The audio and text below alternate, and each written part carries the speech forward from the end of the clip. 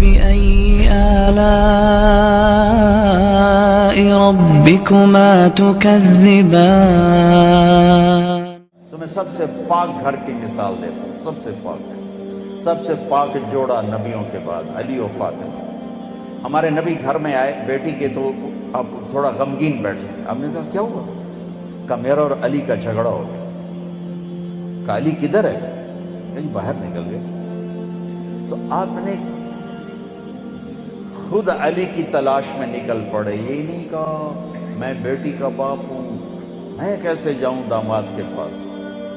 آپ خود چل پڑے تلاش کرنے، دیکھا تو حضرت علی مسجد میں لیٹے ہوئے تھے، چادر اتر کرتا ذرا اوپر چڑھ گیا تھا تو کمر پر مٹی کے لگی ہوئی تھی، تو آپ آ کر بیٹھ گئے اور یوں اٹھائے، قم یا ابا تراب، بڑے پیار سے کہا ابو تراب اٹھو۔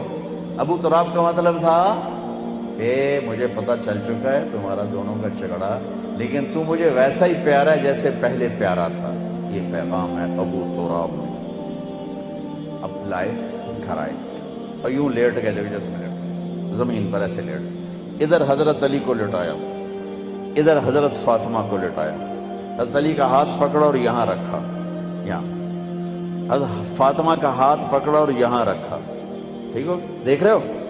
پھر اپنا ہاتھ فاطمہ کے ہاتھ پر رکھا، یہ علی کا ہاتھ پیٹ پر، یہ زہرا کا ہاتھ علی کے ہاتھ پر، اور یہ نبی کا ہاتھ بیٹی کے ہاتھ پر، ٹھیک ہو گیا؟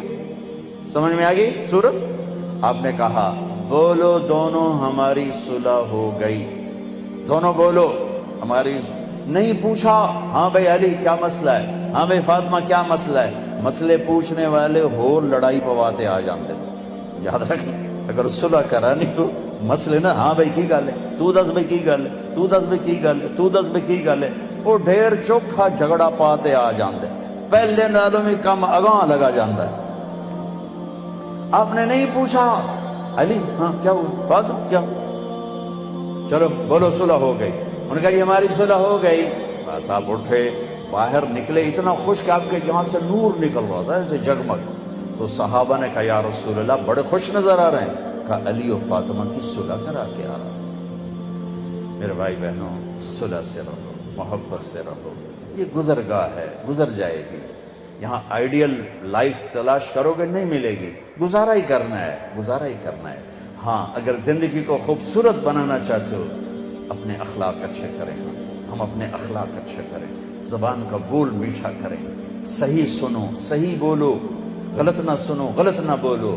دیکھو انسان سب سے زیادہ اپنے آپ سے پیار کرتا ہے، سب سے زیادہ اپنے آپ سے پیار، اپنی وجہ سے ہر ایک سے لڑتا ہے، بیوی سے، بچوں سے، ماں سے، باپ سے، بھائی سے۔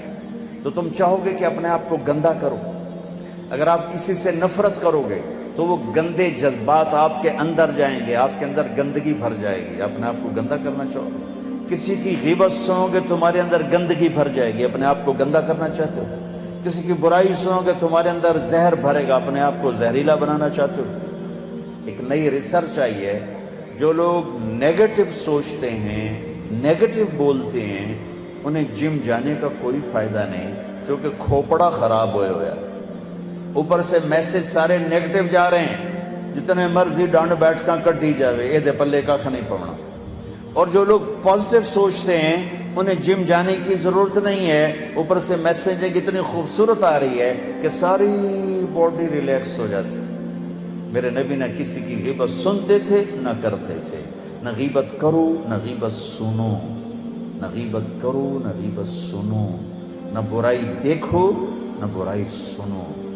انسان کے اندر نیگیٹو پازیٹیو نہیں ختم ہو سکتا، نہیں نہیں نہیں، ٹھیک ہے؟ اب نیگیٹو کدھر چل رہا ہے؟ یہ امجد کیا کرتا ہے، یہ احسان کیا کرتا ہے، یہ یوسف کیا کرتا ہے، ساری نیگیٹیوٹی ادھر جا رہی ادھر جا رہی ادھر جا رہی ادھر جا رہی۔ اب تم کیا کرو گے؟ اس کو بند کر دو، مجھے یوسف کو نہیں دیکھنا، مجھے آصف کو نہیں دیکھنا، لیکن نیگیٹیوٹی تو ہے، وہ جائے گی کہاں؟ اب تمہارے اوپر اللہ کا احسان ہوگا، پھر اللہ تمہیں اپنے نیگیٹو دکھانا شروع کر دے گا، تمہاری جو نیگیٹو طاقت ہے نا وہ تمہارے اپنے عیب دیکھنا شروع کر دے گی۔ جب تم اپنے عیب دیکھو گے تو پھر تمہیں اپنے آپ کو بنانے کا فکر پیدا ہو جائے گا، فکر پیدا ہو جائے گا، فکر پیدا ہو جائے گا، اور تمہیں اپنے عیب نظر آ جانا اللہ کی بہت بڑی بلیسنگ، بہت بڑا انعام ہوگا۔ ورنہ لوگ غفلت کی موت مر جاتے ہیں، اپنے آپ کو اچھا سمجھتے سمجھتے اور اوروں کو برا سمجھتے سمجھتے۔ میرے نبی نے فرمایا کسی کے برا ہونے کے لیے اتنا ہی کافی ہے کہ دوسرے کو حقیر سمجھے۔